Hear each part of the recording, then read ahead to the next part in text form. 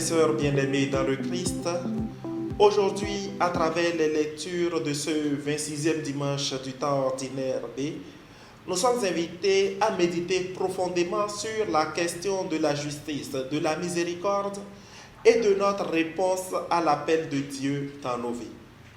Dans la première lecture tirée du livre des Nombres, nous sommes témoins de l'action divine qui dépasse nos attentes humaines.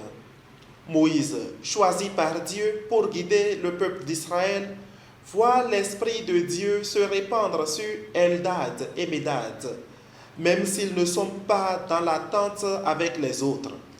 Josué, fidèle assistant de Moïse, s'inquiète de cette situation, mais Moïse, dans sa sagesse, reconnaît que l'Esprit de Dieu souffle où il veut et que la mission de Dieu dépasse nos limites humaines. Cette lecture nous rappelle l'importance de l'ouverture à l'action de Dieu, même au-delà des structures que nous avons établies, car l'Esprit de Dieu souffle où il veut et quand il veut, afin de rajeunir son Église. Et c'est cela que nous voyons dans la deuxième lecture de la lettre de Saint Jacques. Nous rencontrons ici un appel passionné à la justice sociale. Saint Jacques, en effet, dénonce la manière dont les riches exploitent parfois les pauvres, accumulant des richesses qui rouilleront comme un témoignage contre eux. C'est un appel urgent de notre responsabilité envers les plus vulnérables de notre société, un appel à agir avec justice et miséricorde, inspiré par l'amour du Christ.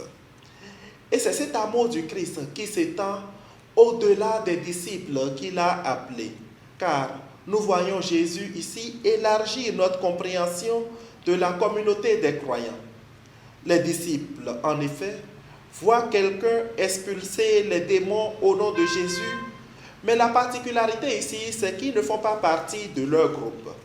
Ils tentent de l'arrêter, mais Jésus leur dit de ne pas l'en empêcher, car celui qui n'est pas contre nous est pour nous.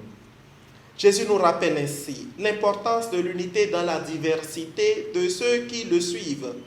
Il nous met en garde contre les occasions de chute, nous exhortant à renoncer à tout ce qui nous éloigne de Dieu, même si cela nous coûte cher. Frères et sœurs, en ce dimanche, nous sommes invités à examiner nos cœurs à la lumière de la parole de Dieu.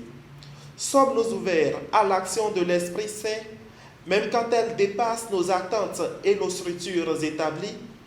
Agissons-nous avec justice et miséricorde envers ceux qui sont dans le besoin autour de nous? Cherchons-nous toujours l'unité de notre communauté de foi, reconnaissant la diversité de ceux qui le suivent?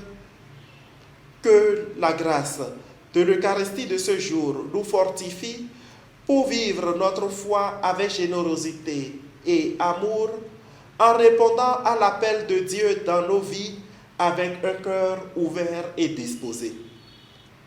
Que la grâce de Dieu nous accompagne tout au long de notre vie, nous aidant à être des témoins vivants de son amour et de sa vérité dans un monde multipolaire. Le Seigneur soit avec vous.